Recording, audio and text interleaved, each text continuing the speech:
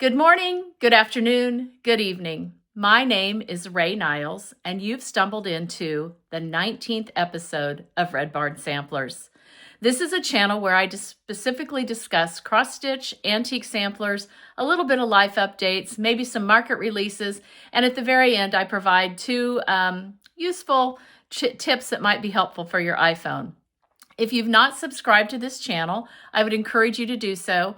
That way you'll stay up to date with the most trendiest news related to Red Barn Samplers and also be able to keep up with what I've been doing. So let's just kind of dive right in. The first thing I want to share is that, as some of you know, if you've been following me on Instagram under Red Barn Samplers, you noticed that I went on a little trip about a week ago.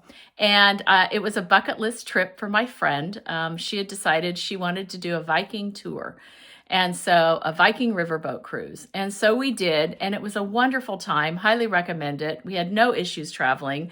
But the best part was we walked into this little antique shop right off the Rhine River one evening when we stopped.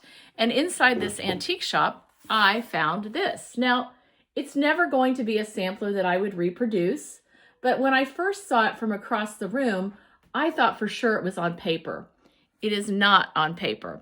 This sampler was done on gauze, and if you look closely at their faces, it's very, very, very, very dense stitching. And it's probably more of a petty point than it is a cross stitch. It looks like it's only one pass across the fibers. But it was a nice memento for me to have of my trip with my friend. And the other thing I really liked was it was a bargain. So I can't complain. It did come in the frame. And like I said, I don't plan to reproduce it, but it's just a nice little memento of our trip together. Also, I wanted to share with you some of my market releases that are now available off of my website as PDF download and also as a chart. And you can also find those in a lot of local needlework shops around not only the US, but also down in Australia, Tasmania area as well. So if you're looking to grab a hold of some of those market releases, now's the time to do that. I'm going to share with you a little bit about each one and then let you know more about how I just charted it and how I designed it. So just a moment, we're going to start with A Tibbet first. Now, what I like about A Tibbet is if you are not a sampler stitcher and you aren't really sure if you want to get into this whole thing called samplers and you just want something small, you can see that this thing is not even as big as my hand. Now, both of these models were stitched on 40 count. And they were both stitched, believe it or not, with overdyed silks. And what I like about this one is this mimics the actual sampler itself. And this one is an overdyed silk that is a very subtle red. And I really like that as well. It comes a small chart, and you see both on the cover. And then also it gives you the painter's thread on the back that was used. But you can also substitute those colors for anything that you would have in your DMC or overdyed, because basically it's an ecru, a blue purple, a red, and a green. Or you can always stitch it as a full red or a full black. The next one I want to share with you is a sampler that was stitched by Margaret Cross. Now, what I find interesting about this sampler is when I acquired this sampler, believe it or not, I jumped onto Ancestry.com, and when I did, this sampler, the actual sampler, was posted along with a picture of Margaret Cross. And I thought, that never happens, right? So I knew exactly that I had the right girl, I had the right information. And again, this is a sampler for those of you that are not really sure if you want to stitch samplers. There are no specialty stitches in this. It uses, I think, a total of 4 colors. And the beauty of this is it stitches very, very fast. Give you a little shot there of it a little closer. And on the back of this one, it has Pine Needles, Spinach, both by Classic Colorworks, Holly Berry by Gentle Arts, and Twilight by Weeks Dye Works. But again, a green, a blue, a light green, and kind of a reddish color, and you'd be good to go. So again, this is the chart for Margaret A. Cross, and if you're looking to jump into that sampler business and get yourself one going, this would be a great one to start with as well. Now, the next sampler I have is one that some of you might have seen, especially if you went to Swindon the event hosted by Nicola Parkman last October. And this is Mary Jennings. Now, there's a couple things I love about Mary Jennings. I'm going to zoom in here. There is a little bit of over one, but this little dog just calls my name. And I love his doghouse. I also love this big red brick house. I think it's really sweet. And it says Mary Jennings, her work, aged 11, Liverpool. The other elements I like are the motifs. You could pull these motifs out and actually stitch a small. And the actual verse on the top says friendship. Tell me, ye knowing and discerning few, where I may find a friend both firm and true, who dares stand by me when in deep distress, and then his love and friendship most express.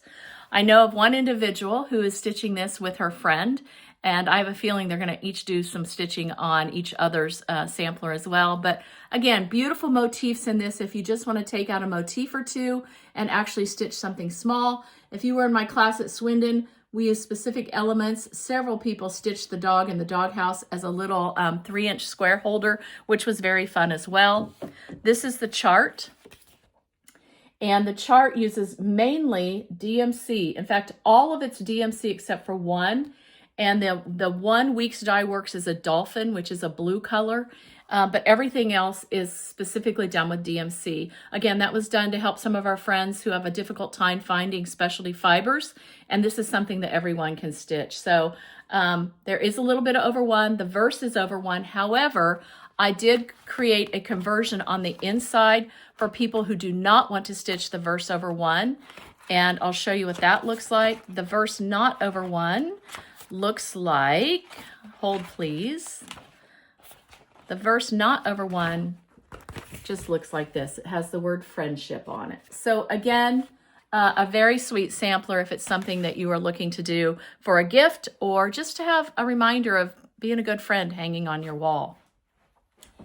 Now the next sampler, again, some of you maybe have seen, this is Mary Oddie. And what I loved about Mary Oddie was there's this little tiny shepherdess and this little tiny shepherd, and the shepherd has a dog and the shepherdess has a little sheep. So let me show you what that looks like. So this is Mary Oddie. Again, a very symmetrical sampler. It was stitched in 1822. It doesn't look like there's a 2 there, but on the actual original there, it looks more like a 2. You've got 2 flower pots, 2 parrots, 2 trees, and again, the shepherd and the shepherdess. And the phrase at the top says, the earth is the Lord's and all that therein is, the compass of the world and they that dwell therein. I also, because this is over one, this stitching up here is over one, I also have charted an option for anyone who does not want to stitch over one. And this uses all DMC, believe it or not. There's nothing other than DMC in this one. And I'll show you what that looks like without the over one. It's just a small little, it just says the earth is the Lord's. And then I moved Mary Oddie's name and the year up there at the top. So again, don't be put off by not being able to stitch over one. We've given options. I also have inside the chart how to make a little tiny needle book. And this is for the non-finisher, right? I'm not much of a finisher, but when you lay 2 pieces of fabric together and you cut them using your rotary cutter that's got the scalloped edges, put a little wool in the middle, you have yourself a very sweet needle book, and it's just basically the shepherd and the shepherdess. And then I also did a small little pin keep, and I put velveteen on the back. So again, just nice little gifts if you're looking for something to give as an exchange. And there's enough space up here that you could actually chart the word friend. You could chart the word for the event that you're attending. You could even put 2026 or the year that you stitched it. So lots of options in this sampler as well. And again, this is Mary Oddie, 1822. Now this next set of samplers I put together because I had several people say to me, I'd love to have a red wall. Who hasn't seen the work that's being done by Nicola Parkman and all of the little red samplers that she has stitched? I drool over those every time I see them from her Hands Across the Sea floss tube. But I also realize that sometimes it's hard to get started if you've never had a red sampler. So I put together 4 little red samplers inside this chart. They are all 4 in here. There is no over one stitching. The first one is Rosa Axford, and she is 1889. The next one is G.E. Draper, and I kind of think G.E. might be a guy, I don't know. Margaret Jones, and then there's one from Gertrude Fowler from the Victoria Girls School in Chelmsford, Essex. So again, all of these charts are in this, or all of these patterns are in this chart. And let me show you those. So the first one here is just a real sweet little red one, and it's Rosa Axford. Again, I really like this. It's simple, it's clean. I chose to put this in a black frame that has a little bit of red on it just to give it a little bit of pop. This is Margaret Jones. And again, Margaret Jones, believe it or not, I framed her against a black. There's black behind this to kind of give that a different pop and to bring out the black on the sides here, just trying to give some dimension to my red wall. This one is G.E. Draper, stitched in, I think it's Nipton. I don't know that you sound the K, but maybe you do. And again, you can kind of see very simple stitch, very fast stitch. And then this last one I really like because it tells me where she stitched it. It tells me what school she was attending. And this is Gertrude Fowler, who was 11 years old, and she stitched this at the Victoria Girls School in Chelmsford, Essex. So again, if you're looking to start a red wall or a red bathroom or a red hallway or red kitchen, and you're not really sure where to jump in, this is a great value because you end up with 4 specific patterns in one. Now the next one I want to show you is one that has become very, very, very popular. And it's popular, I think, for a couple of reasons. The reason I think this next sampler is popular is because it's the Friendship Sampler. And this Friendship Sampler was designed truly to commemorate a time in our world that was not very pleasant for many of us, and it was very isolating for most of us. And this Friendship Sampler, which let me show you the chart, this Friendship Sampler is not an antique. It is not a reproduction. However, there are motifs on here from samplers that I personally own. The alphabet is from a sampler I personally own, but I have chosen to customize this middle part to commemorate basically the time that we stitched together during the pandemic. This also did come out in the Just Cross Stitch magazine, and if you have a copy of that, it was spring of 2024. It's the very same chart. But this one I couldn't keep on the shelf at market. It literally was flying off the shelf. I had a lot of people say they were going to stitch it, pass it around, and have each of the people in their group stitch their initials and maybe change the year even. So this is the Friendship Sampler. It does have quite a few colors in it that are all DMC. However, you can stitch it whatever color you want. Again, I wanted to be able to commemorate a time that we all survived. But we also spent time together and got to know each other without being physically in the room. And let me show you what that looks like. This is stitched on Cedar River linen. And again, I love the pops of color. I love how bright it is. And again, here's my hand. It's not very big at all. So if you're looking for something small and you've got some colors in your floss box that you just want to use up, this would be a great sampler to do that with. Also, it would be a great exchange gift. And instead of using the initials down here, you could put the name of the event. So whatever event you're attending, a retreat, and then the year. So again, just another idea for how you could actually use this to give as a gift if you chose to. Now, the last two I have to show you, these two, again, were samplers I couldn't keep on the shelf at market. They literally were flying off the shelf, and they were both stitched by the same girl. What I really liked about both of these samplers is that they're quirky. They're a little odd, and they are different than maybe what you would traditionally see hanging on a sampler wall, and that really appealed to me. The first one is Rosa Smith, and again, I chose to call it Rosa Smith Basket. And this is Rosa Smith Bird. Again, not too creative, but it helped me discern between the two. And these two samplers both are not very big either. Let me show you what they look like. We'll do Rosa Smith Basket first because alphabetically basket comes before bird.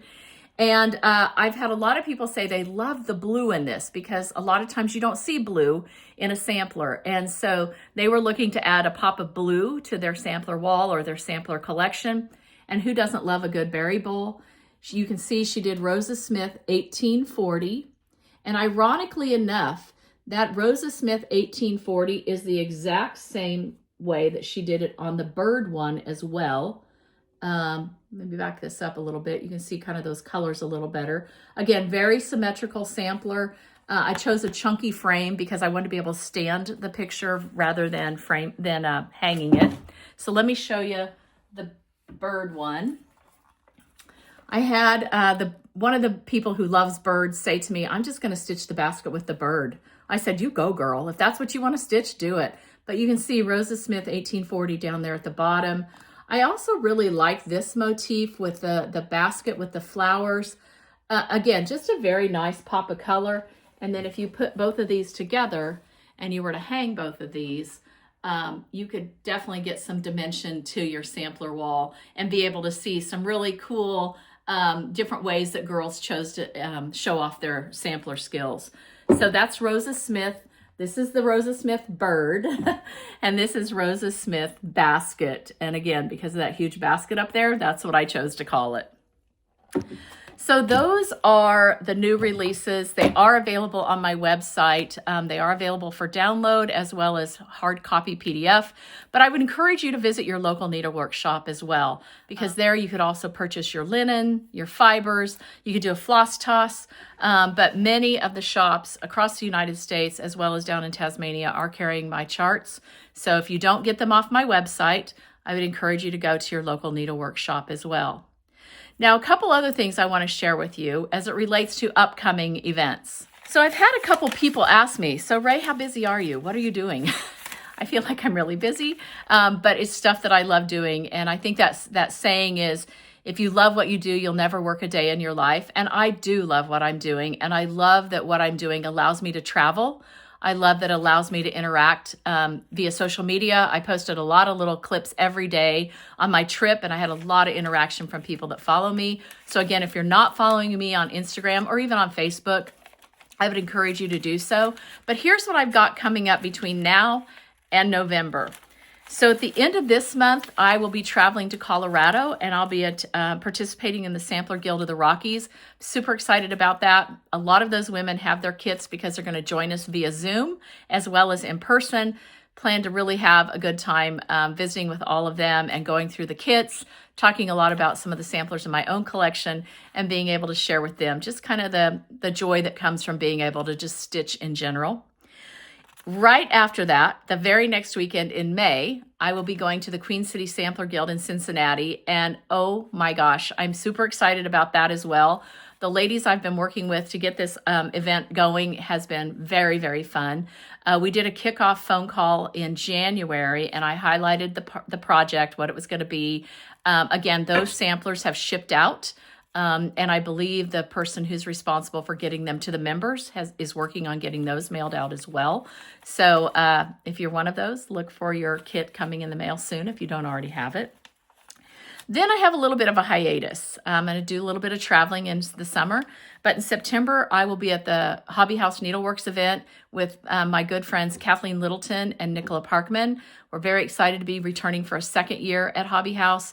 And the title of that is Imagination and Emotion and Imagination, The Needle Speaks. And we've got some amazing things planned for those participants as well. I have a good friend who lives in Kansas City, and she's a quilter. And I have several friends who are quilters. And whenever we go on these quilt shop hop things, I'm always the designated driver because I am not a quilter, but I sure appreciate the work that they do. So I have a friend that asked me if I would just talk to her quilt guild. And so I'll be doing that remotely in September as well. In October, I will be working with the guild out of Buffalo, New York, a delightful group of ladies, the Exemplary Guild. And they already have their little smalls. They know exactly what it's going to be. We're waiting to get orders in on that. Then I'm also going to do a Zoom lecture with Tudor Rose Guild in October as well. I'm very excited about that.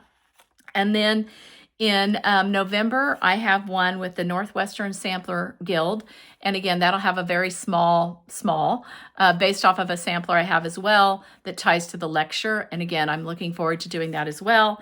And then I also in November am looking at a meet and greet at Liberty Hill Needleworks. And I'm very excited about that because Nicola and Kathleen will be with me as well. We have nothing planned other than truly a meet and greet but we are very much looking forward to being in that shop and spending time together with all of you. So if you're not, again, following me and you're not watching what we're doing, I would encourage you to do so. You'll see some beautiful stitching by those participants that have chosen to stitch some of those projects as well. Now, the other thing I would share with you is this. I know many of you know that I worked for a technology company for many, many, many years. And so I had, at the beginning of my FlossTube journey, started giving tips and tricks as it relates to using your iPhone. Now, if you use an Android or something else, I'm probably not your gal. But if you use an iPhone, I have 2 tips to give you today. The first one, and probably the one that my husband likes the most, is if you have an iPhone that has Siri enabled. In other words, if you can say, "Hey Siri," if you can do that, then you should be able to say, "Hey Siri, turn on my flashlight." And Siri will turn on your flashlight. Now that beats fumbling on the home page. It beats trying to figure out where the app is. It beats going to the control center. Just ask Siri to turn on your flashlight. Conversely, you can tell Siri to shut your flashlight off as well. Again, great tips, especially if you have to get up in the middle of the night or you're looking for something that you've dropped under your chair, or heaven forbid, you can't find a needle that rolled on the carpet. Just ask Siri to turn the flashlight on, and then when you're done, ask Siri to turn the flashlight off. The second tip I have for you is one that I honestly did not know until this spring, early this spring. And I know many of us are very used to using QR codes, but what we're not used to is once you've used that QR code, let's say you want to go home and show somebody else what you learned, it's really difficult to find that QR code if you didn't take a picture of it. So what this tip is, you take a picture of your QR code. You can kind of see it on the screen there. I've taken a picture of the QR code. It pops it into my photos. Again, you can see it moving into my photos.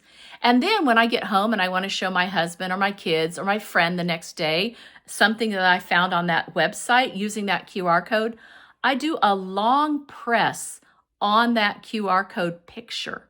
Just the QR code that's part of the overall picture. When I do, a submenu pops up that says, open in Safari, open in Chrome, open in whatever browser you have, and you're able to then actually move from that picture. It'll take you into that QR code that you were in 1 day, 2 day, 3 weeks ago even. And I really like that too. So those are my 2 tips. Your flashlight and take a picture of that QR code, save it for later, go into your photos, long press on that QR code in the photo, and let that open up your browser. So again, hopefully those tips are something that you find helpful. As I've said, I'm very excited to be back. I don't know how frequently I'll be doing this, but I am very excited to be back and be a part of this. If you haven't subscribed, again, I would encourage you to do so. And if you're out there stitching stuff that was designed by Red Barn Samplers, please, please, please tag me. I would love to see your work. I would love to see what you're doing to personalize all of those charts that you've chosen to purchase from me. And again, it's a real honor to be able to interact with you and that you've given me your time today. So thank you so much. I look forward to the next time we're together. And you will see me next month traveling, believe it or not, with Jeanette Douglas and the Silver Needle. I'll be attending a river cruise in Paris down to Normandy Beach. So if you want to watch some pretty fun clips, that's the place to do it. So anyway, thanks again, everyone. And may your floss never twist.